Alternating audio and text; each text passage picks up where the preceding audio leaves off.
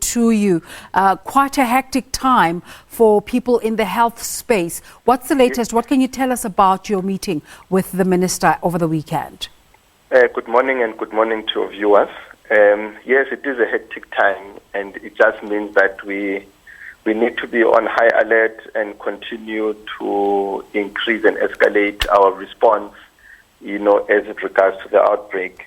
As pertains to the National Health Council meeting, one of the things that we did was just to put into place and report on all the plans that we have put into space for our provinces in terms of dealing with the outbreak, but well in terms of the things that the President spoke about in terms of the drastic measures, and two, just how the health system will be able to cope with the many cases that might need hospitalization. Just bring us up to speed in terms of the tally in Gauteng. At the current moment, we are looking at a tally of around 34 people, but the ones that have been confirmed has been around 24. We are waiting for the minister now to give us the accurate figures at 10 o'clock, because there were those who were still awaiting their results. How are these cases being treated? Most of them, and I think I'm touching wood that they don't actually require hospitalization. We only had one case last week which required hospitalization, but currently the gentleman is at home on self-isolation. They are doing quite well.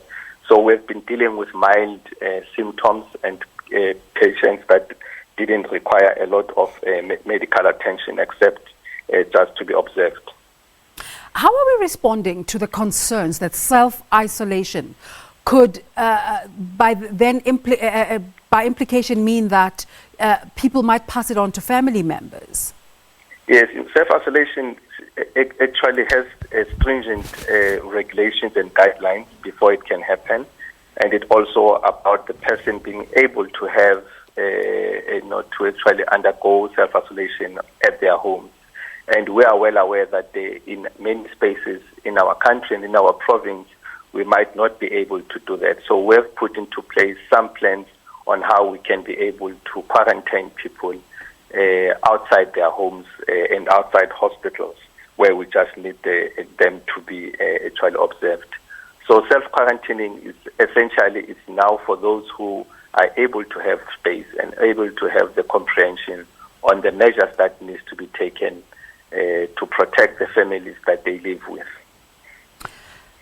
On to two matters now. Most of our citizenry, a bigger chunk of the population, might not be able to have space. But the other issue the question that keeps coming up is about cost. How does one start the process of approaching the health service system to say, I suspect I could have this, and how do we go about it? We have put into place different methods which are linking to digital technology. We've got an app that we launched last year, a patient engagement app called Impilo, which actually gives a proper guidance on how someone can be able to do a self-screening test and then be able to contact us and the NICD team to be able to locate them.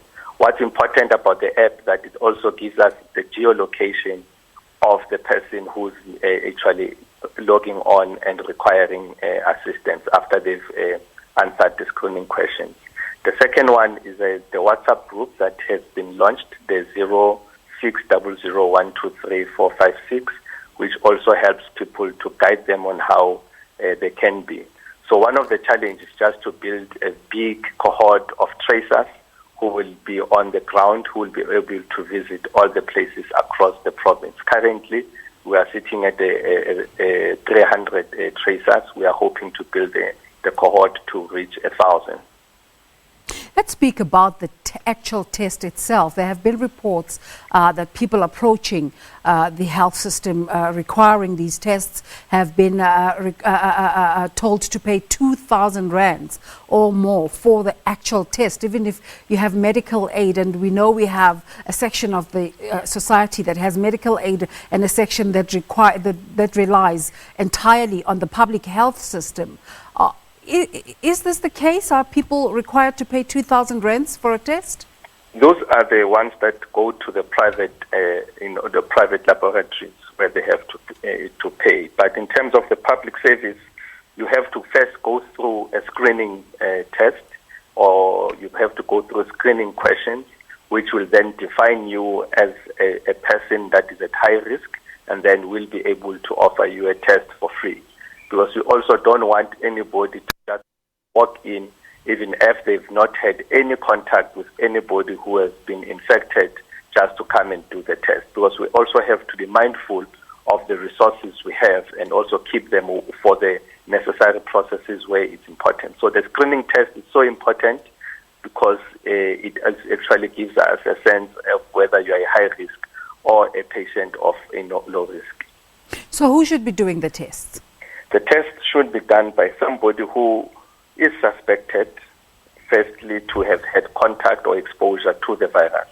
So you can have the contact through the virus through a person who has been infected, or through somebody who has been exposed to someone who has been actually infected.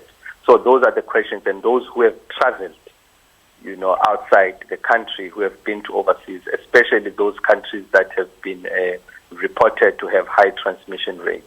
So those are the few questions that you have to go through them before you can actually get the test for free in the public sector. But we are engaging with the private sector, the private laboratories, in order for them to lower the cost and also to even give to give the service, cost effectively to others, particularly those who are insured.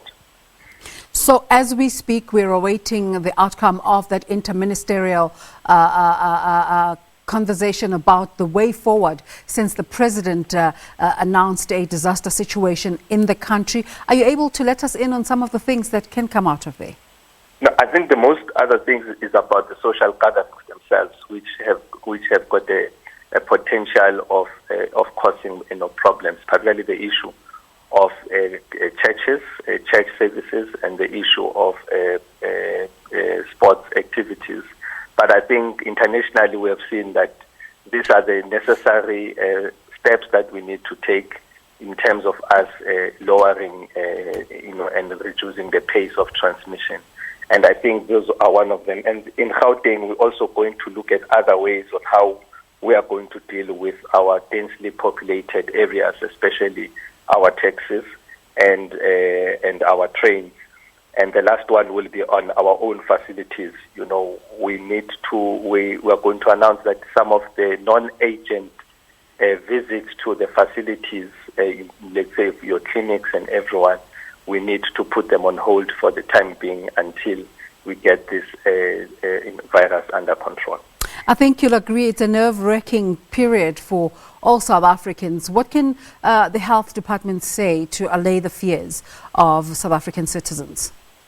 I think we need to say that there's no need for us to panic, and I think the important thing about not panicking is that we also have to be rational and logical in addressing all the other things. So even if you are confronted with any type of news or report, we also still have to apply some rationality and logic. And we are having plans, though we should also accept that we are continuously escalating them and improving on them, because we also have no way that we can be able to predict what could have actually transpired. But we are in charge and in control of the situation currently. Thanks for talking to us, Dr. Masuku, this morning. Thank you.